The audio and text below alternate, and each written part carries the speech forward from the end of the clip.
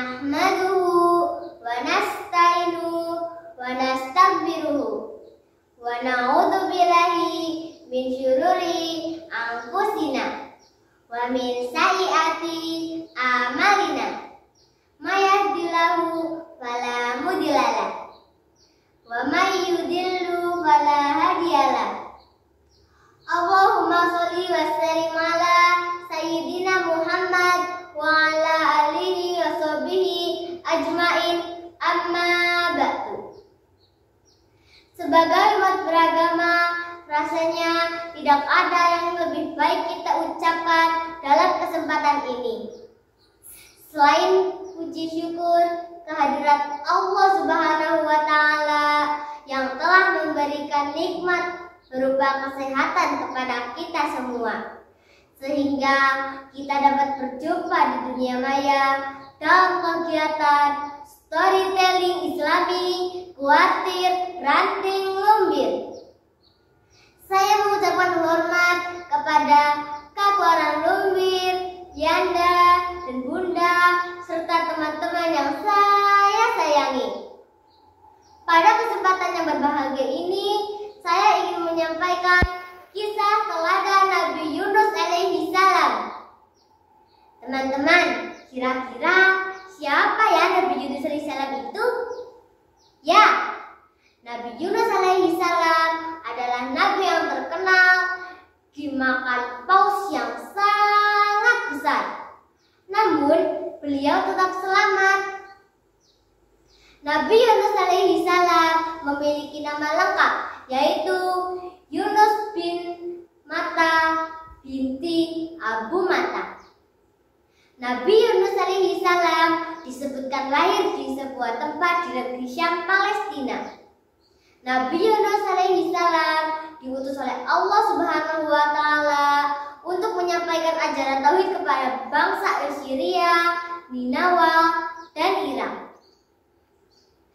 Nabi Yunus alaihissalam harus menempuh jarak yang jauh dari Palestina hingga ke Irak untuk berdakwah.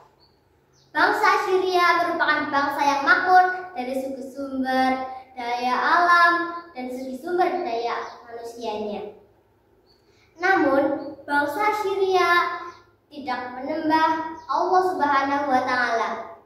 Mereka menyembah berhala sebagai Tuhannya dan sering mengadakan ritual untuk pemujaan berhala.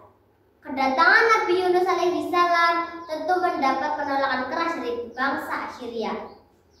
Nabi Yunus alaihi salam dianggap sebagai pendatang yang mengaku utusan Tuhan. Namun, Nabi Yunus alaihi salam tetap sabar dan melanjutkan dakwahannya di tengah-tengah kaum Ninawa tersebut. Tahun demi tahun berlalu, namun keadaan bangsa Assyria tidak berubah. Mereka masih melanjutkan tradisi agama nenek moyang, yakni menyembah berhala. Sebuah riwayat menyebutkan bahwa Nabi Yunus alaihi salam telah berdakwah selama 33 tahun dan hanya 2 orang yang mengikuti ajarannya, yakni bernama Tanuh dan Rubin. Melihat kaum Ninawa tidak pernah berubah, Nabi Yunus alaihi salam marah, kecewa, dan putus asa, sehingga ia meninggalkan kaumnya tersebut. Sebelum pergi, Nabi Yunus alaihi salam menyampaikan soal azab Allah Subhanahu wa Ta'ala yang akan datang kepada mereka. Nabi Yunus alaihi salam kemudian mendatangi sebuah kapal di pelabuhan dan meminta izin kepada sang nahkoda untuk dapat menumpang di kapalnya.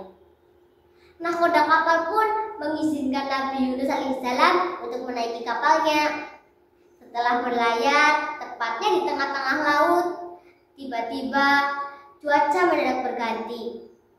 Jika sebelum berangkat terlihat cerah, kini langit menjadi gelap disertai angin kencang dan gelombang yang tinggi. Kapal pun menjadi oleng hingga akhirnya sang nahkoda kapal meminta para penumpang untuk membuang barang mereka ke tengah laut dengan harapan bobot kapal berkurang dan kapal kembali stabil. Sayangnya, hal tersebut belum membuat kapal menjadi stabil dan membuat nahkoda mengambil keputusan lain, yakni mengundi nama penumpang untuk dikeluarkan dari kapal. Nama Nabi Yunus alaihissalam pun termasuk ke dalam undian tersebut. Beberapa kali diundi, nama Nabi Yunus alaihissalam selalu keluar menjadi orang yang harus dikeluarkan dari kapal. Nabi Yunus alaihissalam tidak merasa keberatan dan ikhlas dengan undian tersebut karena ia merasa sudah takdirnya untuk turun dari kapal. Kemudian Nabi Yunus alaihissalam menceburkan dirinya ke laut. Beliau terombang-ambing di lautan dan Allah Subhanahu wa Ta'ala pun memerintahkan seekor ikan besar yang disebutkan adalah paus untuk menelan Nabi Yunus alaihissalam. Tertulis dalam Al-Quran surat As-Saffat ayat 139 sampai 144. Sesungguhnya Yunus benar-benar termasuk para rasul. Ingatlah ketika dia berlari ke kapal yang penuh dengan muatan, kemudian dia ikut diundi, maka dia termasuk orang-orang yang kalah dalam undian. Dia kemudian ditelan oleh ikan besar dalam keadaan tercela. Seandainya dia bukan golongan orang yang banyak bertasbih kepada Allah Subhanahu wa Ta'ala, niscaya dia akan tetap tinggal di perutnya ikan sampai hari kebangkitan. Nabi Yunus alaihissalam mengira dirinya telah meninggal dunia karena keadaan yang begitu gelap. Kemudian Allah Subhanahu wa Ta'ala menyampaikan wahyunya bahwa Nabi Yunus alaihissalam sedang berada di dalam perut paus. Utusan Allah Subhanahu wa Ta'ala pun segera bersujud untuk mengucap syukur. Nabi Yunus alaihissalam pun tersadar atas kesalahannya. Ia sadar bahwa dirinya telah meninggalkan kaumnya begitu saja. Nabi Yunus alaihissalam bertasbih memuji Allah Subhanahu wa Ta'ala dan memohon ampun kepadanya atas perbuatannya yang tercela, yakni meninggalkan kaumnya. Seraya berdoa, La ilaha illa anta subhanaka inni kuntu minal zalimin, yang artinya tidak ada Tuhan selain Engkau, Maha Suci Engkau, sungguh aku termasuk orang-orang yang zalim. Quran Surat Anbiya ayat 87. Sementara itu, bangsa Assyria di Ninawa ditimpa azab oleh Allah Subhanahu wa Ta'ala sesuai dengan perkataan Nabi Yunus alaihissalam. Sebelum sang Nabi meninggalkan kaumnya tersebut, angin kencang dan petir memporak-porandakan desa kaum Ninawa tersebut. Mereka bahkan mencari Nabi Yunus alaihissalam, namun tidak ketemu karena Nabi Yunus alaihissalam kala itu sudah pergi meninggalkan mereka. Bangsa Assyria pun tersadar dan akhirnya mereka melakukan taubat serta bertasbih menyebut nama Allah Subhanahu wa Ta'ala. Melihat kesungguhan serta kejujuran bangsa Assyria, Allah Subhanahu wa Ta'ala pun menghentikan azabnya. Itu dia kisah Nabi Yunus alaihissalam yang syarat akan pelajaran kehidupan. Dalam kisah Nabi Yunus alaihissalam ada beberapa pelajaran yang dapat kita ambil, yakni yang pertama, senantiasa sabar dalam menjalankan kebaikan.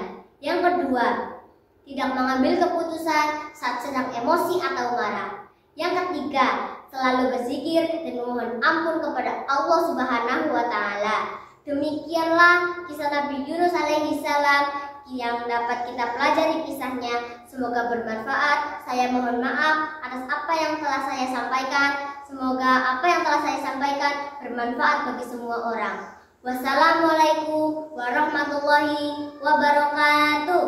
Salam Pramuka.